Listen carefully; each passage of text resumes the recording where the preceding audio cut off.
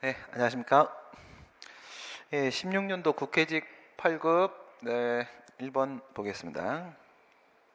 1번 공법관계와 사법관계의 구별 및 그에 따른 쟁송 방식. 첫 번째, 국가를 당사자로 하는 계약에 관한 법률입니다. 지방자치단체를 당사자로 하는 계약에 관한 법률도 있죠. 그 다음 뭐까지 떠올려야 됩니까? 이 문제를 풀려고 하게 되면요, 여기까지 우선 밑에 다시 나오네요. 의하여 국가와 사인 간에 체결된 계약은 특별한 사정이 없는 한 사법상 계약으로서 그 본질적인 내용은 사인 간의 계약과 다를 바가 없다. 이 문제가 이 국가계약법, 지자체계약법 문제에서 저 계약이라는 것이 공법상 계약과 사법상 계약이 모두 포함된다가 맞는 지문으로 출제가 된 적도 있습니다. 그렇게 출제가 된 적도 있는데, 그게 있는 대로 특별한 사정이 없는 한 원칙적으로는 사법상 계약으로 본다는 거예요. 그래서 공법상 계약과 사법상 계약을 모두 포함한다라고 한 지문하고 같이 연결해서 생각을 하시고요. 우선은 둘 중에 하나로 풀어야 되는 상황이면 사법상 계약으로 보는 것이다. 사법상 계약으로 보는 것이다. 이렇게 여러분들이 처리를 해주시면 됩니다. 다른 시험의 기출문제하고 비교했을 때 그런 말씀을 드린 거고요. 원칙적으로는 사법상 계약으로 봐주시면 되겠습니다. 국공유 재산입니다. 국공유, 국유, 그 다음에 국가 소유, 지방자치단체 소유의 재산인데 일반 재산이죠. 일반 재산의 종래는 잡종재산이라고 불렀었고요. 여전히 잡종재산이라고 출제가 되는 경우가 있으니까 일반 재산, 잡종재산 용어 모두 다 혼용 가능하도록 해놓으시고, 대부 매각, 교환, 양여 행위는 이렇게 되어 있네요. 여기서 지금 매각이라는 표현이 들어가지 않습니까? 매각. 행정재산은 매각을 할 수가 없습니다. 행정재산에 대해서는 국유재산법이든 공유재산 및 물품관리법이든지 간에 행정재산에 대해서는 사건을 설정할 수 없다라고 되어 있기 때문에 기본적으로는 매각을 할 수가 없다. 처분할 수 없다. 처분할 수가 없고요. 일반 재산은 사법관계고 행정재산은 공법관계죠. 그래서 이와 같은 행위는 사법상 계약행위라고 보시는 거고, 그에 대해서 분쟁이 발생하게 되면 사법관계 문제니까 민사소송으로 다퉈야 되는 것은 당연한 얘기가 되겠습니다. 행정재산을 원래 목적 외로 사용할 경우에 행정재산의 목적 외 사용이죠. 행정재산의 목적 외 사용, 머릿속으로 한번 생각을 해보시고요. 국가 소유재산이든 아니면 지방자치단체 소유재산이든 재산의 종류가 이렇게 두 개로 나눠지지 않습니까? 국공유 재산이 있는데 여기서 일반 재산 이렇게 두 개로 나눠져요. 법에서는 뭐라고 하고 있냐면 국가나 지자체가 소유하고 있는 재산인데, 그런데 행정재산이 아니면 이렇게 들어갑니다. 행정재산이 아니면 일반 재산이다. 행정재산이 아니면 일반 재산이 이렇게 들어가고요. 그 다음에 이 행정재산은 다시 4개로 나눠지죠. 그래서 공용재산이 있고요. 그 다음에 공공용 재산이 있고요. 그 다음에 기업용 재산이 있고요.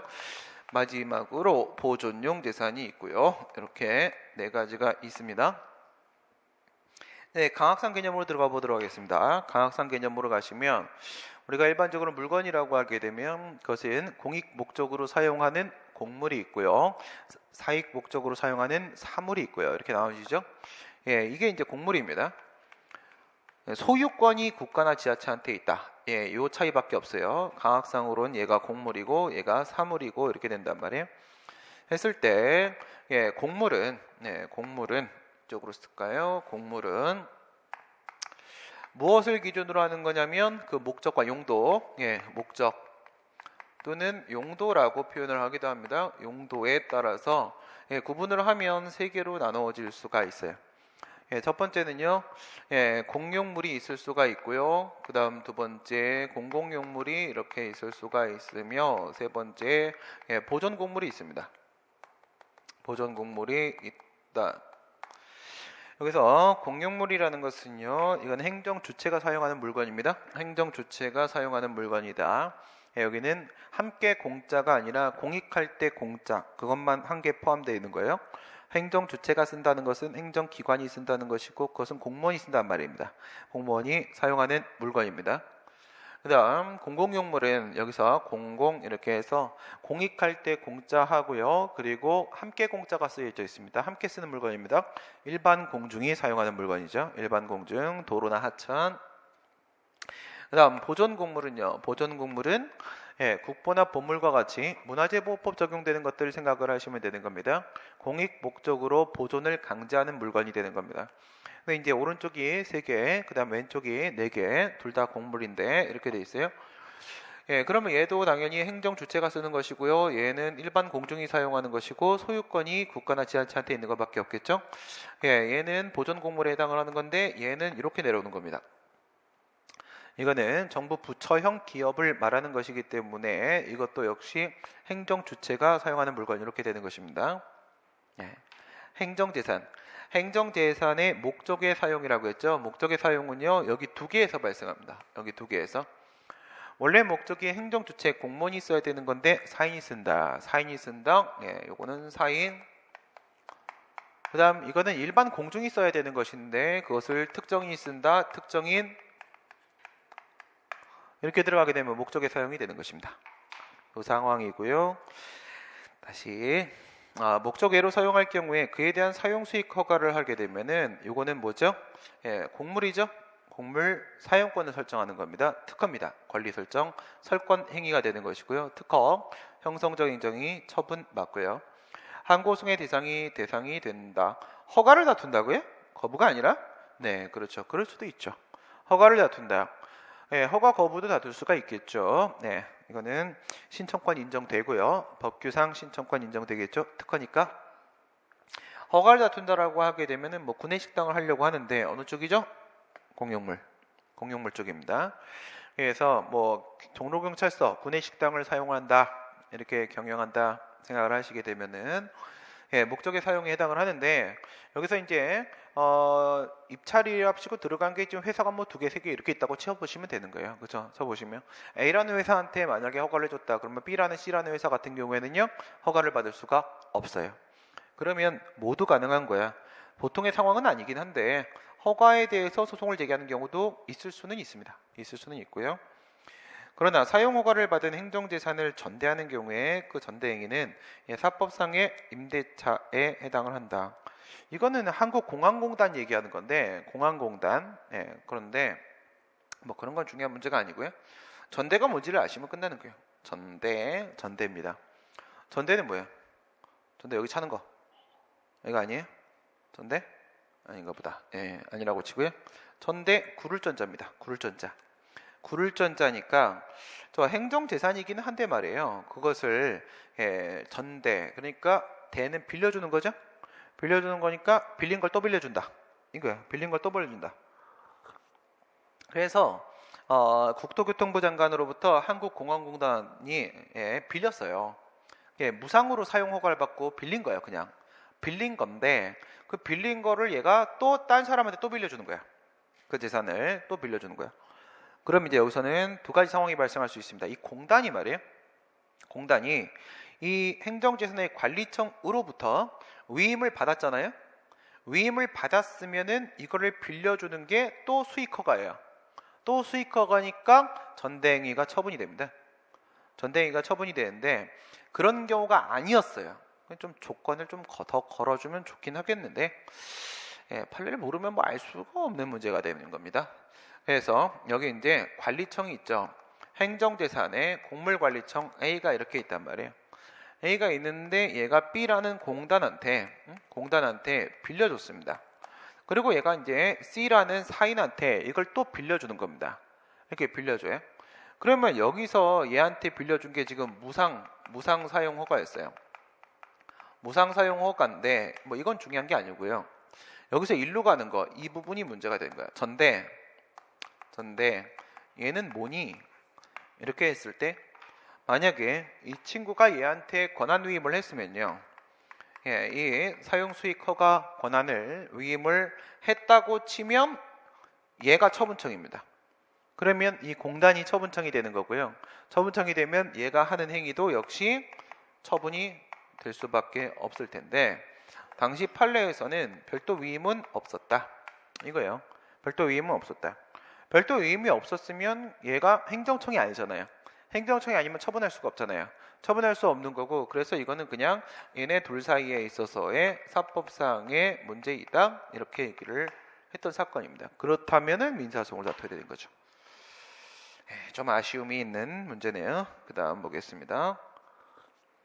각종 사회보험, 연금법 등에 따른 사회보장급부 청구권, 사회보장급부 청구권 이렇게 들어가는데, 뭐 사회보장이라는 문제로 들어가게 되면 뭐 여러 가지가 있을 수는 있어요. 그러면 연금관련법 이렇게 들어가면 공무원연금법 생각하시면 될 테고, 사회보장 이렇게 들어가게 되면 산업재해보상보험법, 고용보험법 이거 생각하면 돼요. 사회보험, 산업재해보상보험, 고용보험 이런 거 생각하시면 돼요. 근데 그렇게 보지 맙시다. 그렇게 해봐도 결국 결론은 똑같지만은, 이건 이제 밑에 거랑 비교를 한다고 쳤을 때, 이건 공권으로 본다. 그렇죠? 공법에 근거해서 인정되는 권리니까 공법인 건 맞는데, 공권인 건 맞는데, 이러한 공권을 행사하는 경우에 당해행정청이 이를 거부했다면 항고소송의 대장성이 인정되고, 법령에 의하여 바로 급부청권이 발생하는 경우에는 당사소송의 대상이 된다. 이렇게 돼 있으면 그냥 뭐 돈 주고 하는 문제이니까요. 이거를 급부청권 문제로 그냥 집중을 하시고요. 두 개를 지금 비교해 달라는 거잖아. 비교해 달라는 거니까요. 보상금에 대한 문제로 가세요. 보상금을 주는데요. 보상금을 지급을 한다. 보상금을 지급을 하는데, 그런데 뭐를 생각하냐면 민주화운동 관련자 보상금 이거 하나 하고요. 광주 민주화운동 하고요. 이걸 생각하세요. 그러면 민주화운동 관련자 이 문제가 있고, 광주 민주화운동,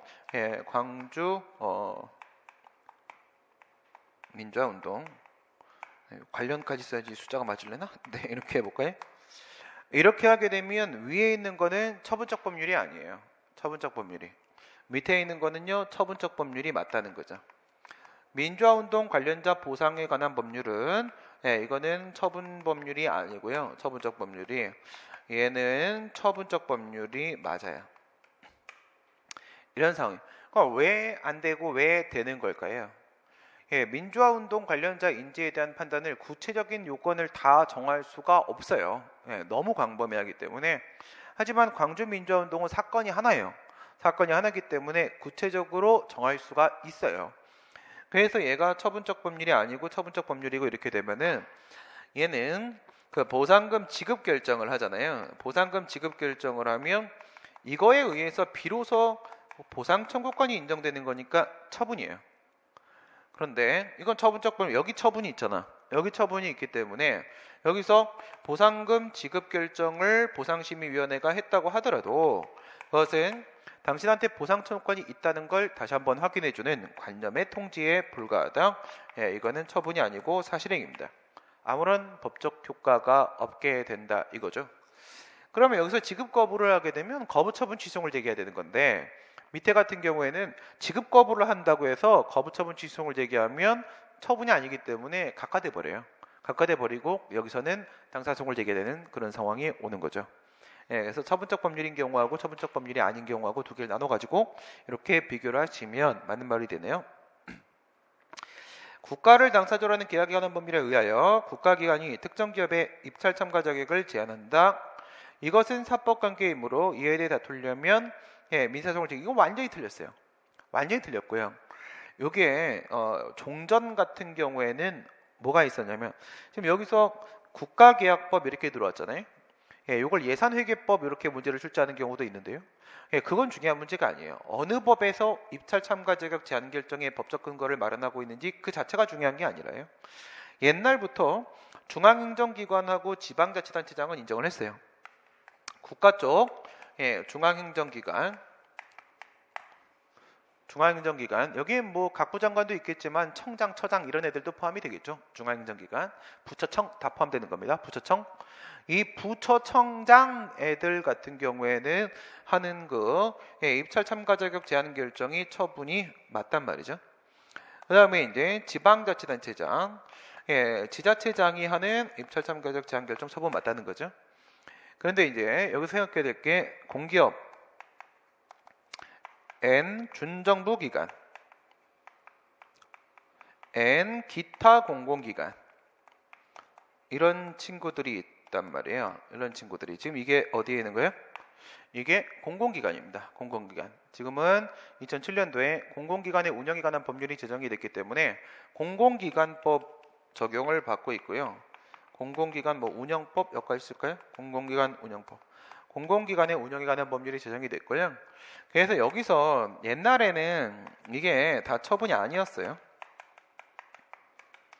이게 다 처분이 아니었는데 두 개가 바뀌었죠. 처분이 맞다로 바뀌었어요.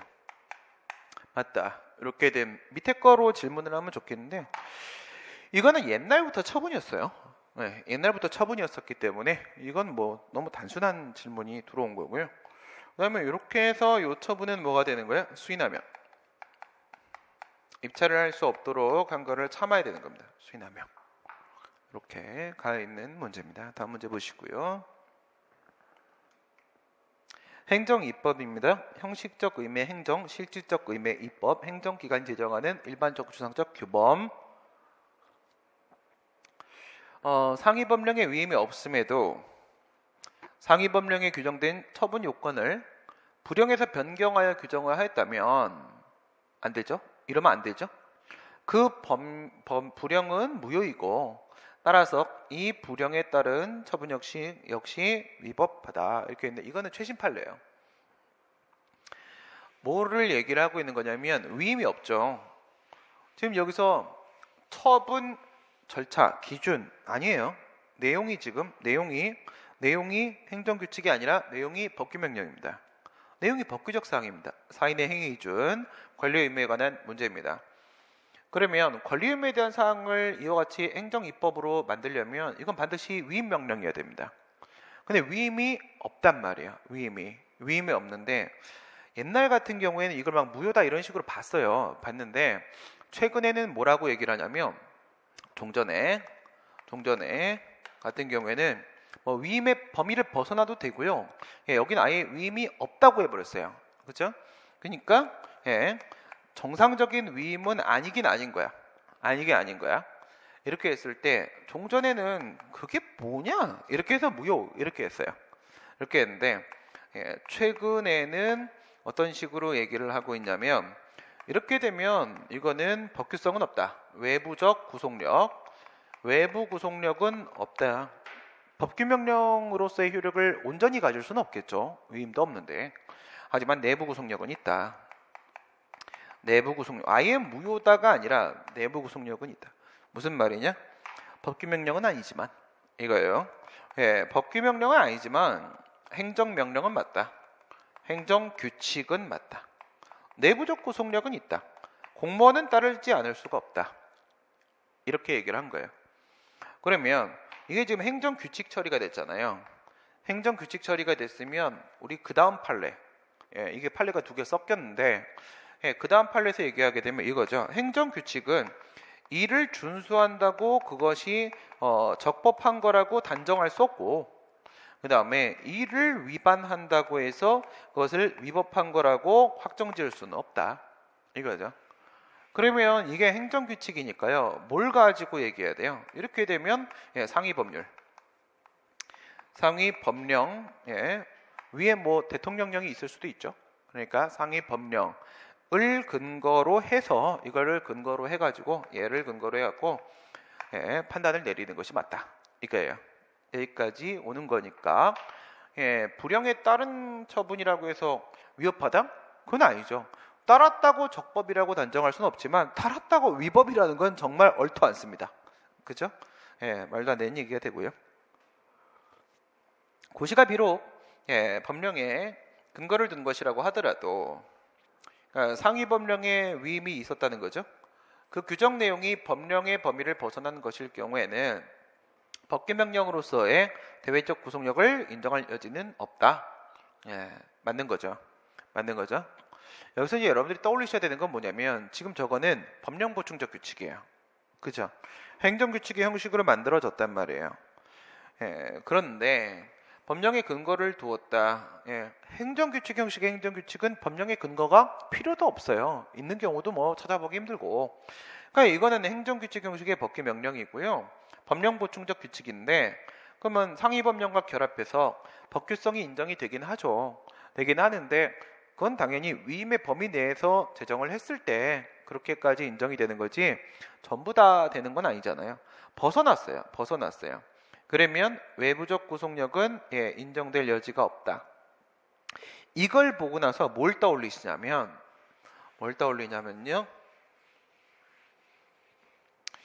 네, 시간 좀 가겠는데?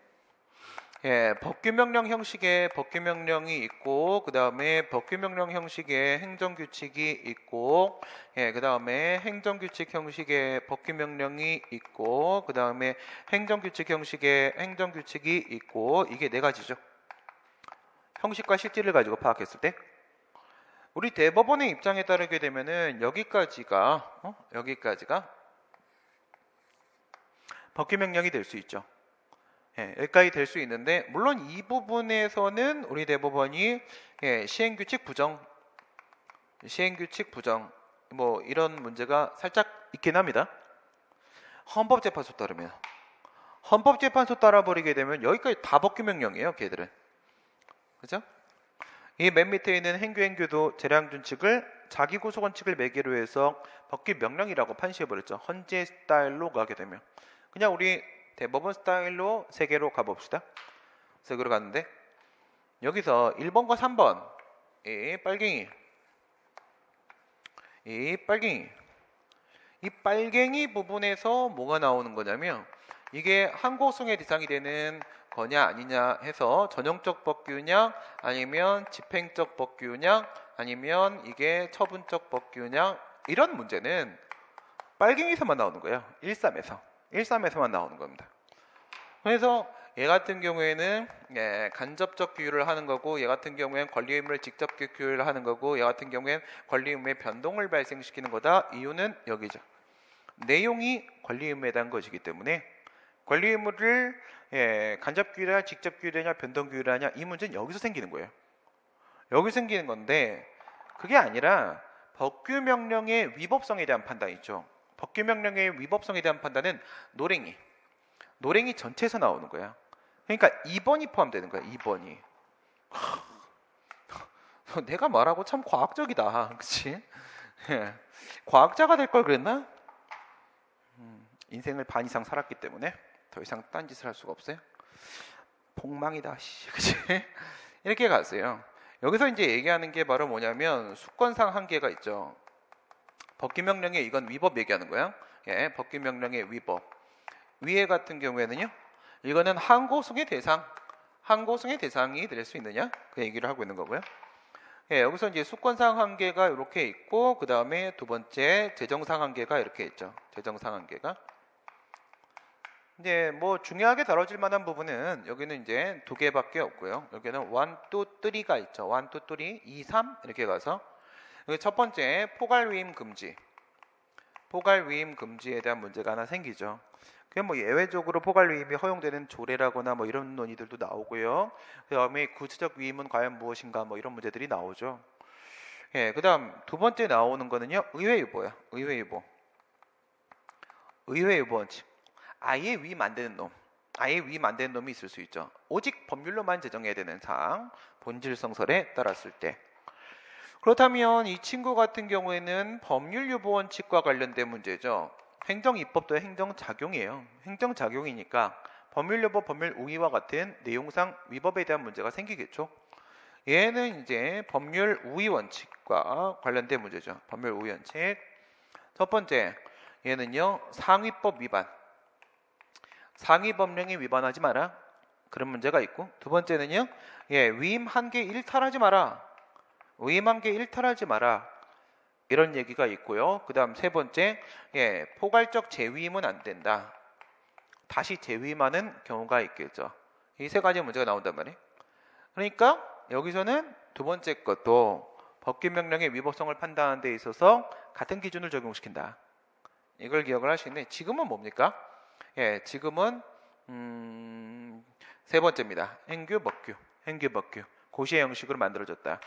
그러니까 수권법령이랑 결합해서 법규명령으로 인정할 수는 있습니다. 하지만 위임의 범위를 벗어나면 안 되죠? 어디 걸렸어요? 재정상한계. 재정상한계에서 위임의 한계. 위임한계 여기 걸린 거야. 여기 걸렸어요. 그러니까 대외적 구성 이거는 법규명령이니까 우리가 그냥 법규명령 그러면 이거죠. 전형적 법규명령 처분이 아닙니다. 처분이 아니니까 위법이면 무효. 예, 무효. 구속력이 없죠. 제재적 처분의 기준을 형식이 불용으로 정립된 경우라고 하게 되면 그러면 여기에는 법규행규, 법규행규인데 행정규칙 이거죠. 불용, 총리령 불용 시행규칙, 행정조직 내부에 있어서의 행정명령에 지나지 않는 것과 달리 그렇죠. 예, 대통령의 경우에는 대외적으로 국민이나 법원을 구속한다라고 지금 대법원은 차별하고 있죠. 시행령, 시행규칙을 차별하고 있습니다. 아직까지 대법원이 차별하는 합리적 근거를 제시한 사실은 없었습니다. 그런데 차별하고 있죠. 법원에 의한 명령규칙의 위헌 위법 심사는 이건 뭐야? 일반 법원, 각급 법원 포함. 일반 법원, 각급 법원 포함하는 거고 대법원이 최종 심사를 하죠. 그 위헌 또는 위법 여부가 재판의 전제가 되는 경우에 비로소 가능하다. 헌법 107조 1항 2항 얘기하는 거죠. 1항에는 위헌법률 심판, 2항에는 위헌 위법 명령규칙 심사 이렇게 포함이 되고 있고요. 예, 법률 쪽이든 아니면 법규명령, 명령규칙 쪽이든 간에 재판의 전제가 인정돼야 됩니다. 재판의 전제는요. 예, 규범 통제가 되냐 안 되냐에 따라서 재판의 결과로서 인용 기각이 달라진다. 예, 전제가 되고 있다. 선결 문제가 되고 있다라는 얘기를 하는 거죠. 예, 만약에 이 재판의 전제가 깨지면 어떻게 돼요? 깨지면 권리구제형 헌법소원 심판. 이게 법률이든 법규명령이든 재판의 전제가 인정되면 107조로 가는 거고요. 107조 위헌법률 심판, 위헌 위법 명령규칙 심사 가는 거고 만약에 재판의 존재성이 없으면 그때는 헌법소원 심판으로 가는 거예요. 양쪽 모두 다. 법률, 법규명령 모두 다. 헌법재판소는 적극적인 행정입법은 물론 그러니까 뭔가 만든 거죠. 지금 적극적인 건 항상 새로운 걸 만들어내는 거야. 행정입법의 부작위에 대해서도 헌법소원 심판의 대상성을 인정을 한다. 헌법소원 심판 청구 요건 생각하세요. 헌법재판소법 68조 1항에 따른 요건 보시면요. 국가의 공권력 행사 불행사죠. 예, 국민의 기본권 침해 직접성이죠. 부충성이죠. 세 가지입니다. 뭐가 포함돼요? 행사 불행사도 포함되죠. 불행사도 포함이 되고요. 물론 지금 여기서 전제가 이 행정입법이라는 거는요. 행정규칙은 아닙니다. 법규명령은 공권력이 맞고 공권력 행사가 맞고 행정규칙은 공권력 행사가 아닙니다. 법규명령이라고 전제를 깔면 이 말은 맞는 말이죠. 이 말은 맞는 말. 그래서 항상 가장 옳은 거 가장 틀린 거를 여러분들 찾으셔야 되고요. 근데 이 문제가 다른 문제로 나오면 보통 뭐로 나옵니까? 이게 지금까지는 제일 많이 나온 게 행정입법 부작위에 대한 부작위 여파 이송을 제기할 수 있겠는가 이렇게 물어보죠. 예, 이게 처분에 대한 부작위가 아니기 때문에 안 되는 거죠. 부작위 여파 이송 제기할 수 없죠. 그럼 여기서 통제 방법은 없는가 하면 있다죠. 이거 되잖아요. 헌법소원 심판. 공권력 행사 불행사 양쪽 불행사 되니까 방법이 없는 건 아닙니다. 다음 문제. 행정소송에 대한 설명으로 옳지 않은 것은 행정소송법에서 행정청이 일정한 처분을 하지 못하도록 그 부작위를 청구하는 것이 허용되지 않는다. 이거는 방어소송입니까? 아니면 요구소송입니까? 이거는 방어소송이죠. 방어소송에 있는 무명한 고소송, 사전소송은요. 예방적 금지소송, 부작위 의무 확인 소송 두 가지가 있죠. 그럼 여기서 부작위를 청구하는 거예요. 확인을 구하는 게 아니라 청구라고 했죠. 그러니까 이거는 예방적 금지 소송입니다. 예사취 2차부 가수지죠. 예사취 2차부 가수지. 예, 사후적 소송으로서의 취소송은 예방적 금지소송을 배제하는 특칙이고 절차적 심리만 인정되는 부작위 연파 소송은 실제적 심리가 인정되는 의무행송을 배제하는 특칙이며 예, 소극적 효력만 인정되는 집행정지는 적극적 효력이 인정되는 가처분을 배제하는 특칙이다. 현행법 해석상 인정 안 되고요. 취소 판결의 기판력은 소송물로 된 행정처분의 위법성 존부 판단 그 자체에만 미친다. 기판력은 어디에 미칩니까? 판결 주문. 기속력은 판결 주문과 함께 판결 이유까지. 판결 주문은 그 재판에서 소송물, 재판의 대상, 심판의 대상이 된 내용에 대한 최종적 결론만 담는 게 판결 주문이죠. 예, 그러니까 그 소송물은 우리가 행정처분의 위법성 존부라고 보고 있고 이 존부에 대한 최종적 판단만 판결 주문에 담겨요. 그게 기판력의 객관적 적용 범위죠. 기속력이랑 비교하시고 항고 소송은 주관성으로 보는 것이 통설이며 그래요. 네. 난 그렇게 생각 안 해요. 난 그렇게 생각 안 하는데 통설은 맞았어요. 통설은 맞습니다. 통설은 맞고 그렇다 치고 취소의 소송물은 그래도 이건 되게 예의 바른 문제죠. 예의 바른. 예, 주관 소송이며 이러면 난 그렇게 생각 안 하는데 이렇게 할 수도 있는데 통설이야. 그건 맞지 뭐. 네, 그걸 부정할 리가 없죠. 예, 취소의 소송물은 당해 처분의 개개의 위법 사유이다. 그 방금 위에서 소송물이 이거라고 해놓고 이거라고 하면 둘 중에 하나 맞고 틀린 거잖아 지금. 그렇죠? 예, 이거는 뭐예요? 소송물 기판력의 객관적 적용 범위가 아니라 이거는 기속력의 객관적 적용 범위죠. 판결 이유까지 담겼잖아요. 뒷부분이 틀렸고요. 민중 소송은 특별히 법률의 규정이 있는 때에 하나의 예외적으로 인정된다. 객관적 소송은 행정소송법이 인정하는 서비스라고 있죠. 서비스 소송입니다. 예, 그리고 45조에서 객관성 법정주의, 민중소송 법정주의, 기관소송 법정주의를 규정하고 있기 때문에 법률이 개별법에서 인정할 때만 인정되는 거죠.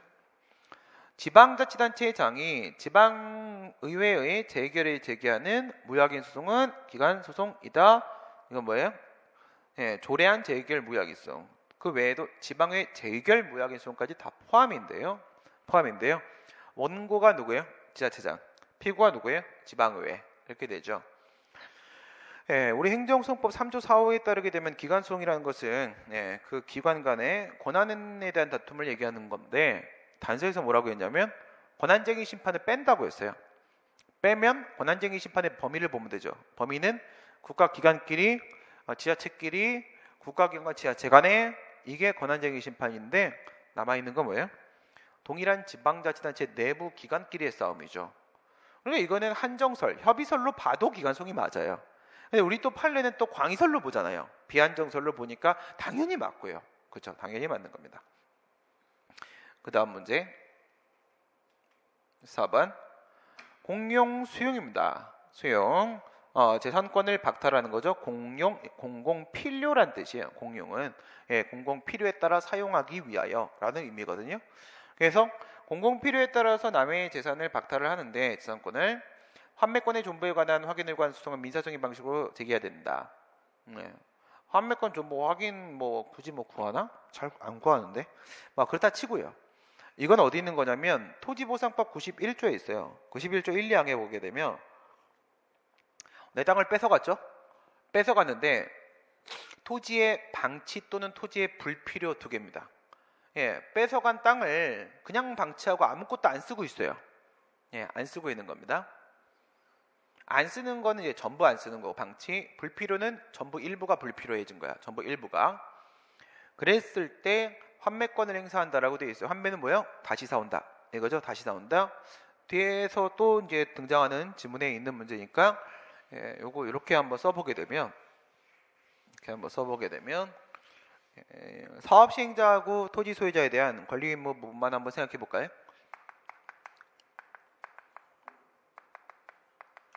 사업 시행자하고 그 다음에 토지 소유자 원래는 등까지인데요. 이렇게만 쓸게요.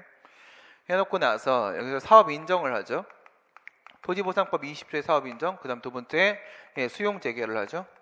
토지보상법 34조의 수용 재결 이렇게 하게 되면 얘 같은 경우에는 얘를 행정 주체로 만들어줘요. 공용 수용권을 인정하죠. 권리 능력입니다. 권리 능력 특허겠네요. 그죠? 특허죠. 특허 권리 능력 설정 행정 주체 지위 인정 특허입니다. 공모 수탁 사인이 되죠. 그래서 사업 인정을 하게 되면은 공용 수용권을 인정을 하게 되고 권리 능력을 설정하는 거고요. 특허고요. 얘가 만약에 민간 기업이라고 하게 되면 공모 수탁 사인이 되는 거예요. 그 다음에 토지 소유자는요. 여기다 공익 사업을 할 거기 때문에 토지 보전 의무가 부과됩니다. 처분이죠. 토지 보전 의무가 부과되고 그 다음에 수용 재결 나오죠. 관할 토수의 수용 재결이 나오게 되면 사업 시행자한테는요. 소유권 취득합니다. 소유권 취득하게 되고 그 다음에 이쪽에서는요. 보상 청구권, 그죠? 보상 청구권, 보상금 문제하고 또는 환매권 이게 성립이 되죠. 물론 이제 환매권은 일정한 요건을 91조의 요건을 토지 방치 불필요가 인정이 돼야 되는 것이고요. 그런데 이 환매를 한다라고 하길 때 어떻게 하냐면 이 토지 소유자가 너 내 땅 안 쓰냐? 안 쓰냐? 가서 환매하자라고 일방적인 의사표시를 하면 되고요. 일방적인 의사표시를 할 때 얘가 지금 먼저 이거 받아놨죠? 보상금. 예, 이거 뱉으면 됩니다. 퇴 뱉으면서 내놔 이렇게 하면 되는데 이 환매권의 행사의 법적 성질은 사법상 계약입니다. 사법상 계약입니다. 그러니까 이 환매권과 관련된 분쟁은 모두 민사소송입니다. 예, 확인만 한다고 하더라도 민사소송입니다. 민사소송이고요. 예, 그 다음에 또 한 가지 생각해야 될 부분은요. 이 환매권은 형성권입니다. 형성권. 그러니까 야 계약 맺자. 예, 다시 내가 사갈게 라고 했을 때 사업시행자가 승낙이 필요하냐? 안 그래요. 일방적인 의사표시면 충분하다는 거예요. 형성권입니다. 형성권에 해당한다. 여기까지 정리하시고요. 예, 그렇게 들어가게 되면은 오고요. 그렇게 들어가시면은 환매권 존부에 대한 건 민사소송 맞고요. 예, 공익사업을 위한 토지 등의 취득 및 보상에 관한 법령행위 협의 취득이요. 사법상 법률행위이므로 당사자 사이 자유로운 의사에 따라 채무 불이행 책임이나 매매대금 과부적금에 대한 지급 의무의 약정 뭘 정하든 사적 자치의 원칙입니다. 뭘 정하든 니들 마음대로 계약하는 거니까 상관없고요.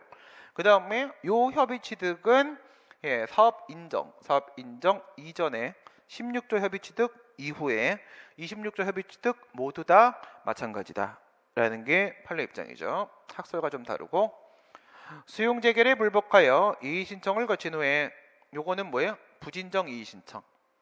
말만 이의 신청이고 실질은 행정심판이죠. 예, 처분청에 제기하는 불복 절차가 아니라 예, 행정심판위원회 재결청에 불복하는 거고요.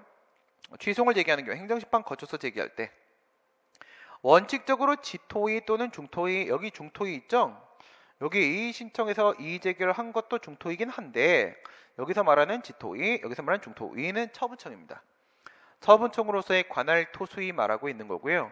그러니까 이 처분청을 피고로 해라 라고 얘기한 거야. 처분청을 피고로 해라. 원처분 중심주의. 예, 옛날 같은 경우에는 구토지수용법에서는 재결주의가 적용되고 있었죠. 행정심판의 재결을 거쳤으면 이의제결을 거쳤으면 이의제결에 대해서만 다툴 수가 있었고 피고는 중토의만 되는 거였어요. 중토의 여기에는 지토의가 포함되어 있다. 이걸 보면 여기에는 중토의도 처분청이다 라는 걸 알 수가 있고 여기가 처분청이다. 원처분 중심주의가 적용된다. 바뀐 부분이고요. 예, 85조 1항입니다. 수용재결에 취소를 거야 된다. 원처분에 소송을 제기된다. 이거죠. 예외적으로 이의제결에 고의한 위법이 있으면 재결 취소를 제기할 수도 있겠지만 수용재결에 대한 취소의 제기는 원처분에 대한 소송이죠. 사업 진행 및 토지의 수용 또는 사용을 정지시키지 아니한다. 이건 그냥 행정소송법이에요. 행정소송법. 행정소송법 23조 1항에 있는 집행부정지원칙 당연히 여기도 적용됩니다. 예, 여기도 마찬가지로 적용이 되고요. 근데 토지보상법에도 별도 규정이 있어서 뭐 이런 얘기를 좀 한 겁니다. 그 다음 공익사업을 위한 토지 등의 취득 및 보상에 관한 법령의 자녀지 수용 청구권 74조입니다. 74조. 예, 자녀지 수용 청구권은 토지 수용인의 재결이 없더라도 청구에서 수용 효과가 바로 발생한 수용 효과?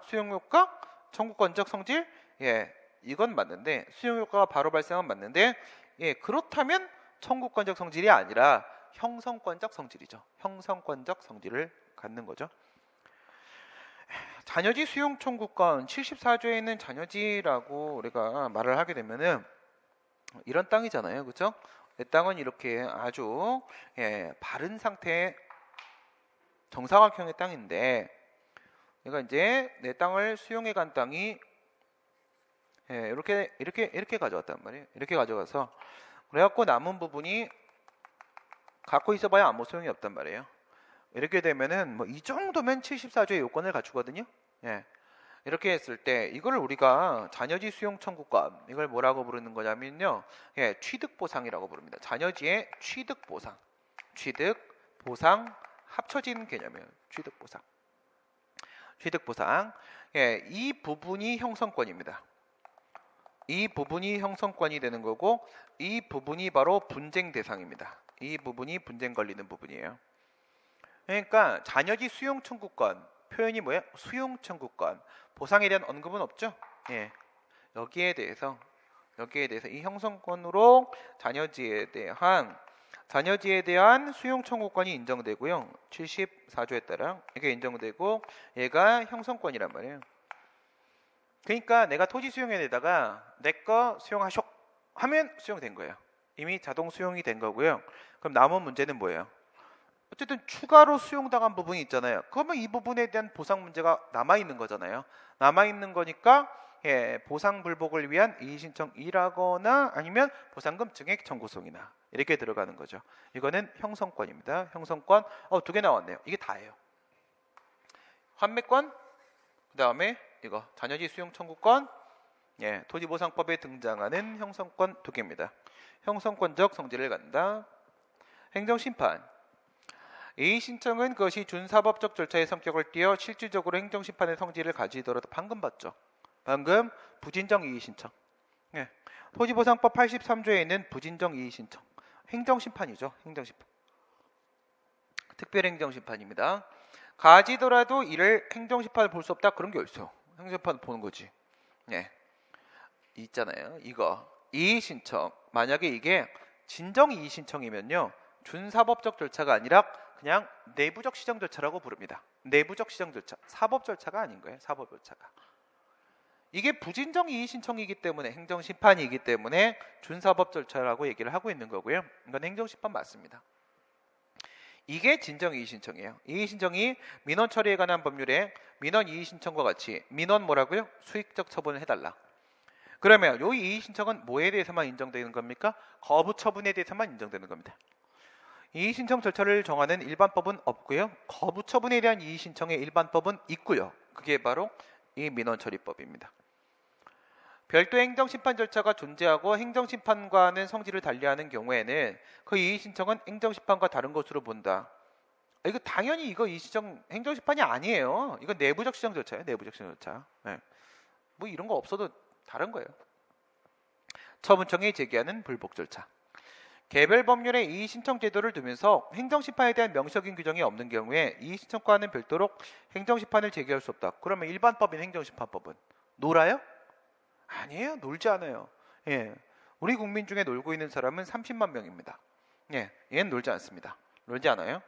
이게 행정심판을 제기할 수 있다는 명시적 규정이 있어야 행정심판 청구할 수 있는 게 아니라 뭐가 중요한 거냐면 행정심판을 제기할 수 없다는 규정이 있어야 되는 거예요. 없다는 규정이. 알겠어요? 그러니까 여기서 등장하는 건 산재법이에요. 산재법. 산업재해보상보험법에는 그 근로복지공단에 대한 심사청구라는 이름의 이의신청 제도가 있어요. 그러면서 거기서 뭐라고 돼 있냐면 재심사청구라는 행정심판을 설치를 하긴 하는데요. 그런데 여기서 행정심판은 청구할 수 없다 이렇게 돼 있어요. 행정심판에 대한 명시적 규정이 행정심판을 청구할 수 없다. 그 말은 여기에는 재심사 청구를 하고요. 일반법인 행정심판법상 행정심판 안 된다는 규정이 있어요. 그럴 때 막히는 거예요. 할 수 있다는 말이 있어야지 막히는 게 아니라 할 수 없다는 명문의 규정이 있어야지 심판이 막히는 거예요. 막히는 겁니다. 알겠어요? 진정서죠. 진정서 이름 상관없어요. 진정서라는 표현을 사용하면 그것이 실제로 행정심판의 실체를 가지면 행정심판을 다룰 수 없다? 아니에요. 실질이 중요합니다. 형식은 아무것도 아니에요. 이것도 마찬가지예요. 이의신청을 제기해야 될 사람이 그러니까 실질이 이의신청인 거예요. 처분청에 제기하는 불복절차. 그 처분청의 표제를 행정심판 청구서라고 써서 제출을 했다라고 하더라도 서로의 실질이 이의신청일지라도 행정심판을 다룬다? 아니에요. 둘 다 틀린 거죠. 실질 가지고 보는 거야. 그러면 위에는 행정심판이고요. 이름이 진정이어도 밑에는 이의신청이에요. 이름이 행정심판이어도 상관없습니다. 6번 행정절차. 처분이 이전에 개최하도록 되어 있는 민원조정위원회의 경우에 민원조정위원회의 절차 요건에 하자가 있을 때에는 그 처분이 재량행위면 위법하다고 할 수 없으나 그 처분이 기속행위면 재량권의 일탈 남용이라고 볼 수 있는 한 취소의 대상이 되는 위법한 행위다. 이건 뭐 민원조정위원회가 뭔지를 몰라도 뒤에가 틀렸죠. 아니 기속행위에서 뭔 놈의 재량의 하자가 있습니까? 그렇죠. 말도 안 되는 소리를 하고 있는 거고요. 이건 뭐냐면 민원처리 1회 민원처리 제도를 말하는 겁니다.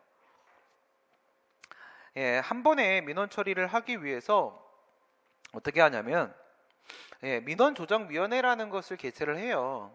예, 근데 이 민원조정위원회를 개최를 할 때 일로 와서 참여하라고 사전 통지를 하거든. 근데 그 사전 통지를 안 했단 말이에요. 절차 요건에 하자가 있다. 하자가 있다. 근데 이거는 처분 절차가 아니라고요.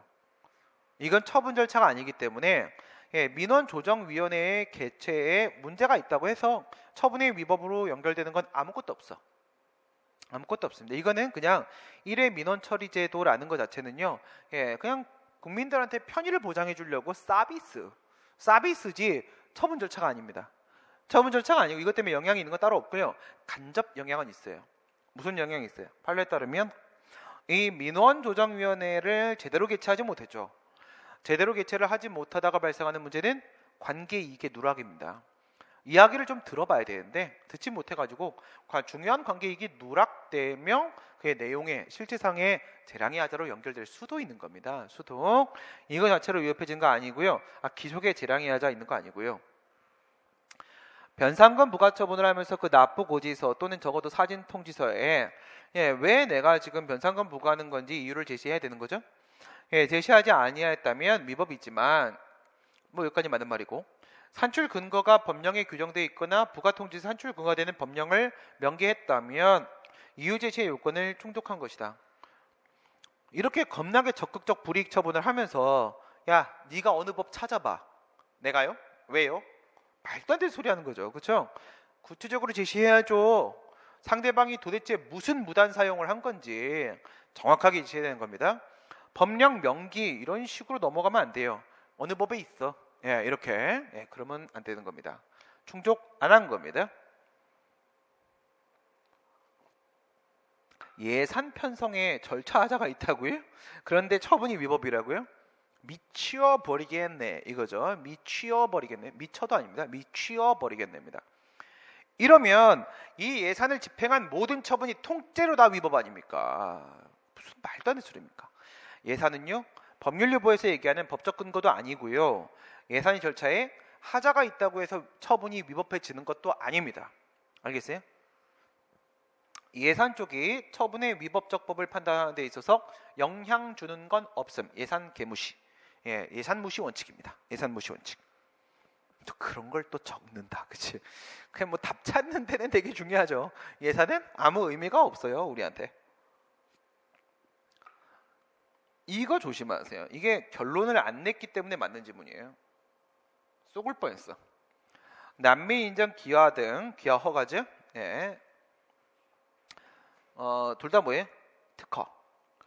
했을 때 그 성질상 행정 절차를 거치기 곤란하거나 불필요 이거 나왔죠. 곤란, 불필요, 처분이나 행정 준하는 절차 이게 바로 뭐예요?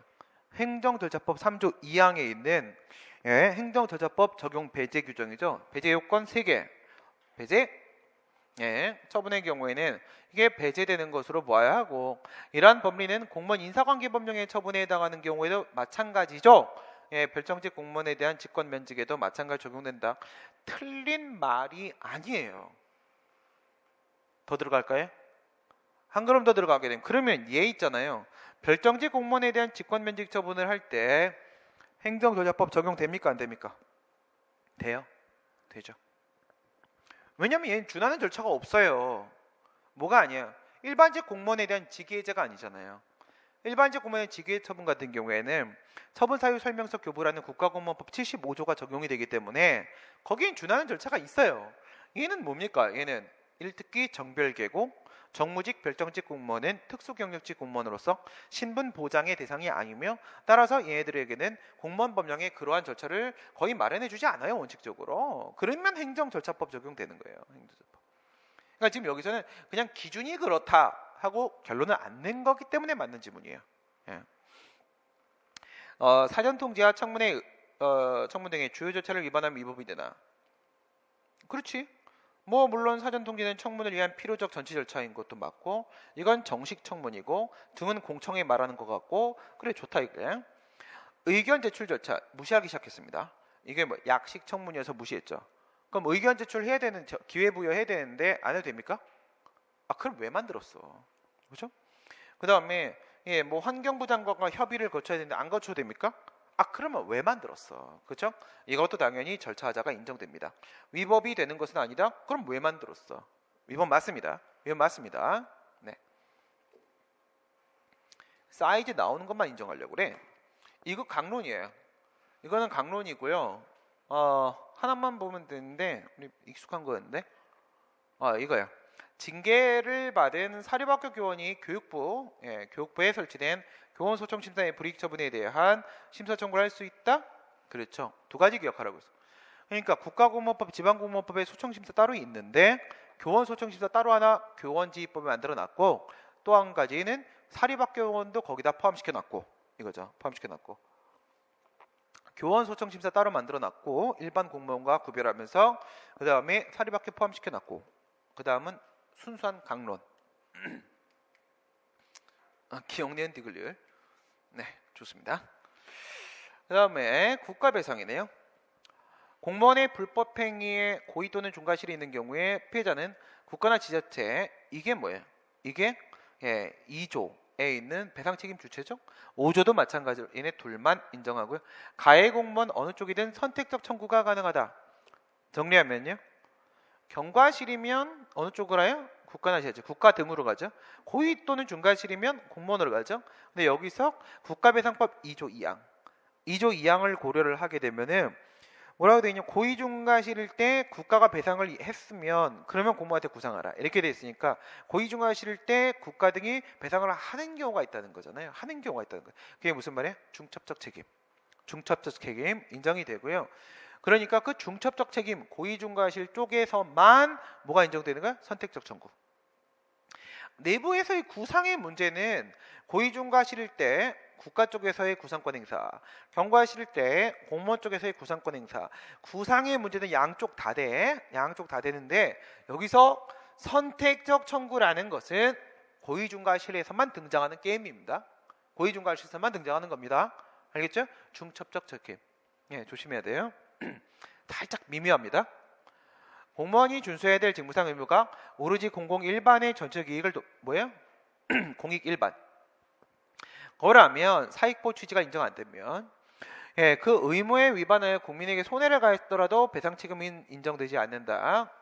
맞는 얘기죠. 최근 판례는 부작위가 아니라 위법한 작위에서도 인정을 하고 있죠. 세 번째, 재량권 행사에 관하여 행정소 내부에 이런 기준을 정해주는 경우에 이게 뭐예요? 재량준칙. 그 기준에 따른 행정처분을 하였다면 공무원에게 과실이 있다고 할 수 없다. 물론입니다. 이거는 평균적 공무원이어도 겁나게 성실한 친구라고 할지라도 이건 뭐 내부적 구속력 인정되는 이 재량준칙 이거 피해가면서 할 자신 없습니다. 잘려요. 알겠어요? 그러니까 이거는 과실 인정 안 됩니다. 주의 능력 최고봉이어도 이거 피할 수 없습니다. 주관적 요소를 고려하는 최근 판례에 따르게 되면 이거 좋아 문제. 영조물의 결함이 영조물 설치 관리자의 관리가 미칠 수 없는 상황에 있는 것이 입증되는 경우에는 무슨 말이에요? 관리 능력의 범위를 벗어났다. 불가항력일 때 면책 사유의 문제가 아니라 영조물의 설치 관리 하자를 인정할 수 있다. 불가항력이면 설치 관리 하자가 미칠 수 없는 상황에 있는 것이, 미칠 수 없는 상황, 불가항력이 인정되면 인정할 수 없다죠. 없다는데 접근 방식이 좋다고. 알겠어요? 접근 방식이 좋다고. 좋아하다가 막 끝까지 결론까지 좋아할 뻔했네. 왜 이런 말씀을 드렸냐면 참 아쉬운 게 이 표현이 좋잖아요. 주관적 요소를 고려하는 최근의 판례. 어느 최근의 판례가 저렇게 해서 안전학 보자기 의무 위반, 관리 의무 위반에 대한 걸 언급을 하면서 설치 관리하자 안에 포함을 시키고 있지 않습니까? 포함을 시키고 있음에도 불구하고 여전히 그냥 객관설의 입장에 기초해서 문제를 출제하시는 교수님들이 아직도 계시잖아. 그분들에게 경종을 울리신 거야. 경종을. 그렇죠? 이거는 학생들에게 메시지를 주는 게 아니라 교수들아 정신 차려 라고 한 교수님의 말씀이십니다. 웅변학원 대상 출신이신 것 같아요. 그래서 설치관리하자죠. 영조물에 설치관리하자. 이건 아주 중요한 부분이죠. 통상 갖춰야 될 안전선결이요. 통상 갖춰야 될 안전성을 결여해야 된다. 이거 하나 하고요. 그 다음에 교집합 안전 의무 또는 관리 의무 이렇게 하면 되는 거죠. 위반이 발생을 해야 되는 것이다라고 했고요. 여기서는 이제 다시 합집합 들어갔잖아요. 물적 상태 하자.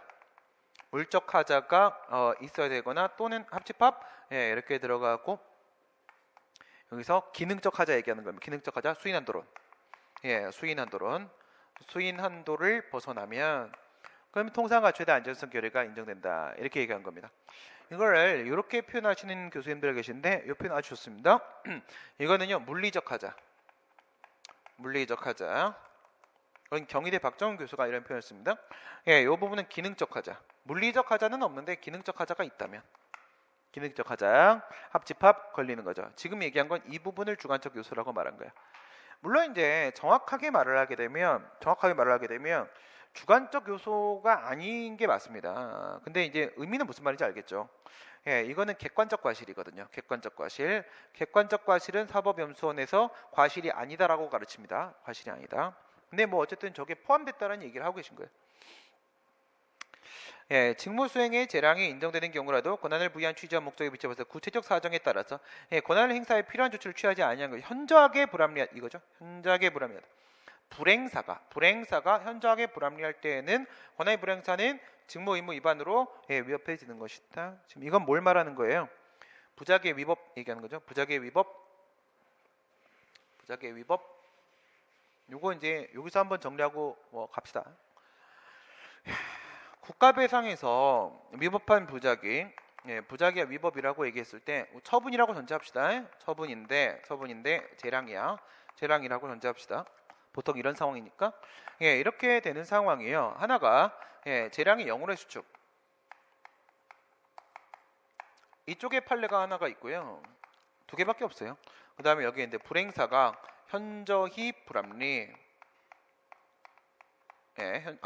이걸 뭘 쓰냐? 이게 아니라 뭐냐면 이거는 깜짝 놀랐네요. 죄송합니다.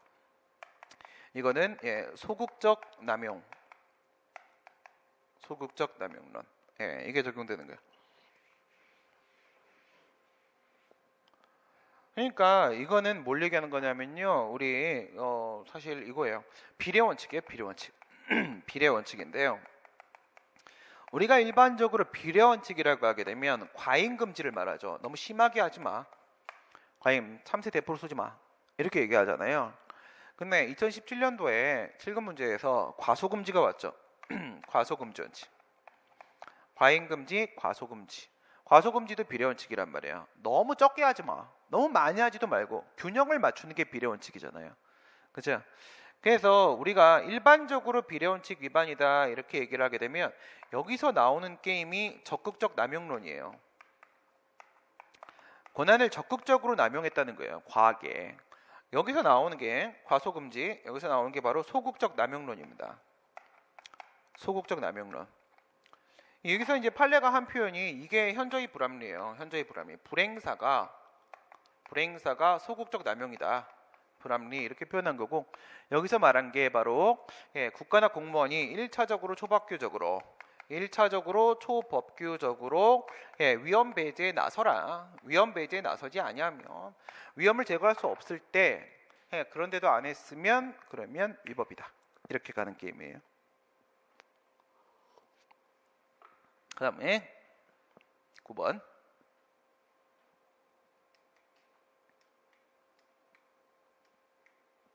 네?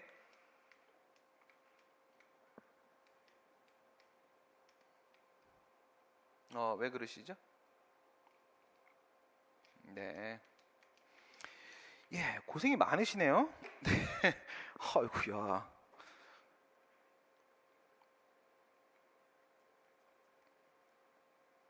이 친구 멈추셨네요. 네. 오늘 참 재밌는 일 많이 있어요. 네. 책으로 하겠습니다. 9번입니다.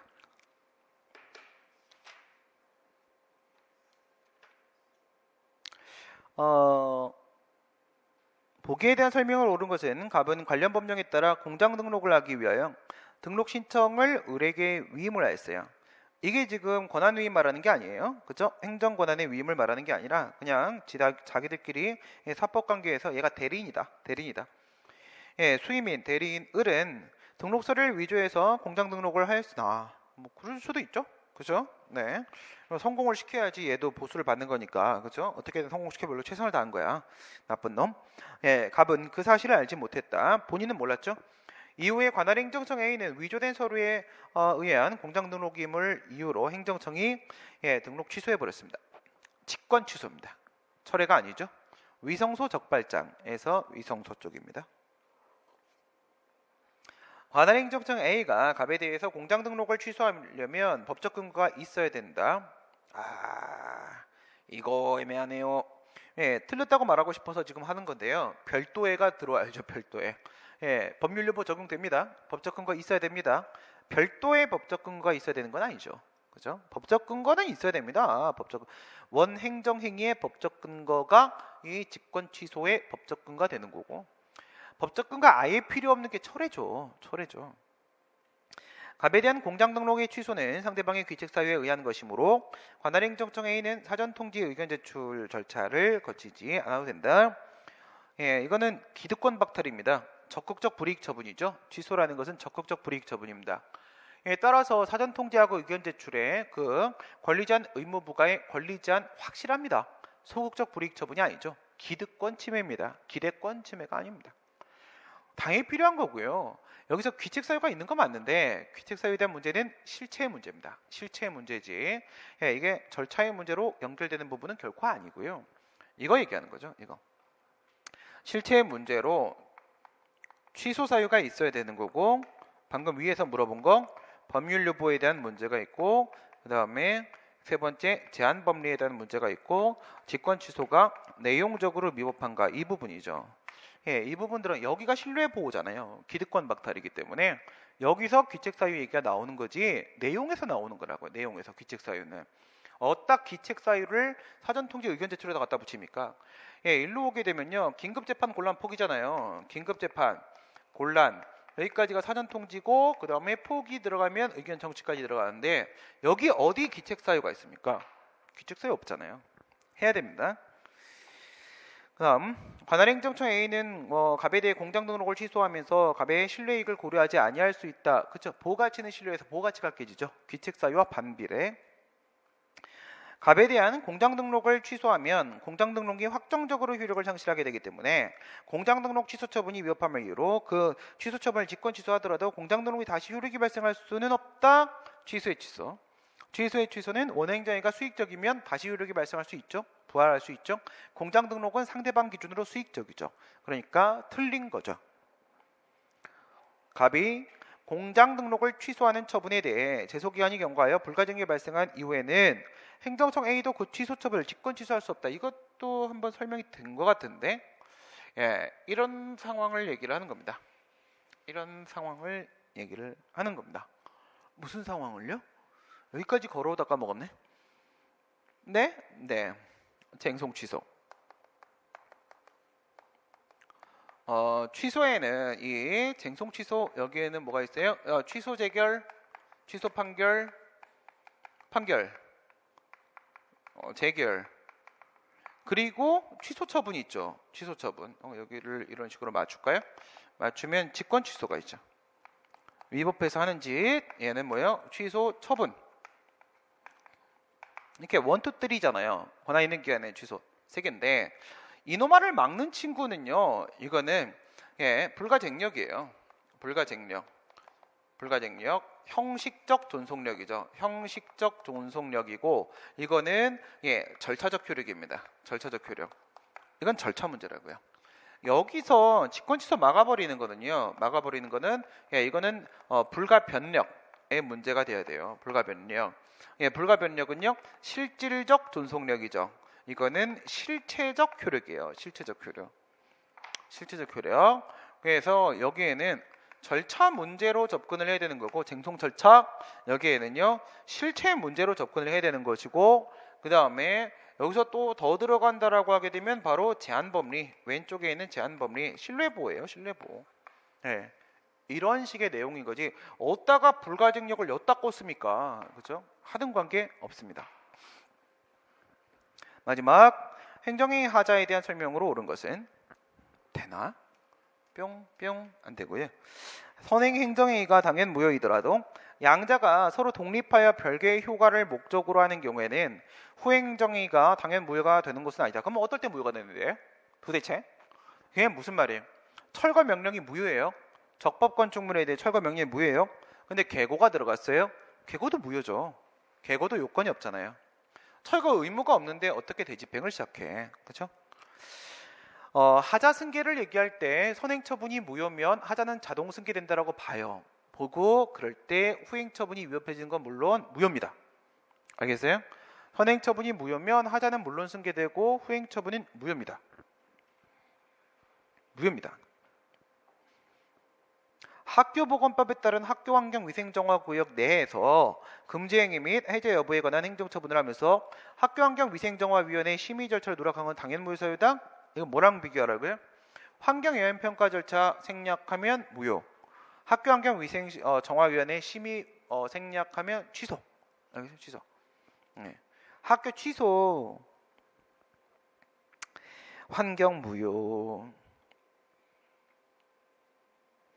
네, 처분 당시 당사자가 어떤 근거와 이유로 처분이 이루어진 것인지를 충분히 알 수 있어서 이거 뭘 떠올려야 돼? 거부처분.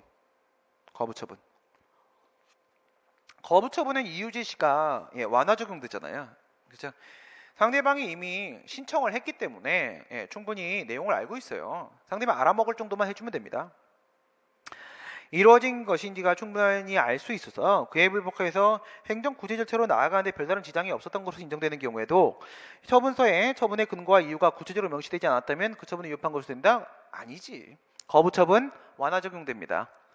완화 적용되기 때문에 뭐 얘가 알아먹을 수 있는 수준까지만 얘기해주면 돼요. 선행 사업 인정과 후행 수용 재결 사이에는 하자가 승계된다. 사라졌나요? 이것 때문에 아까 쓴 건데 제가 지워버렸군요. 아까 기억해 보세요. 사업 인정, 수용 재결. 효과 뭐였습니까? 사업 인정 같은 경우에는요, 사업 시행자한테 공용 수용권을 인정시키고 토지 소유자 등한테 토지 보전 의무를 부과했어요. 수용 재결 같은 경우에는요, 사업 시행자에게 소유권 넘어가게 해주고요. 그 다음에 토지 소유자 대행에게는 손실보상 청구권 및 환매권 인정시켰죠. 서로 효과 같습니까? No. 그죠? 전혀 다르죠. 하자 승계 안 됩니다. 과세처분 이후에 조세부과의 근거가 되었던 법률 규정에 대해서 헌법재판소의 위헌 결정이 내려진 경우에 비록 체납처분의 근거 법률에 따로 위헌 결정이 내려진 바 없다고 하더라도 요 말이 추가된 거예요. 보통의 문제에서 체납처분의 근거에 대한 위헌 결정이 따로 필요한가? 아니 그렇지 않다. 그렇지 않다. 요 말이 하나가 추가된 거고요. 요게 응용이고요. 조세채권의 집행을 위한 체납처분은 당연 무효이다. 그렇죠? 계고도 무효고요. 압류 들어가도 무효고요. 공매 들어가도 무효입니다. 다 무효라고 했습니다. 다 무효라고 했습니다. 그렇죠?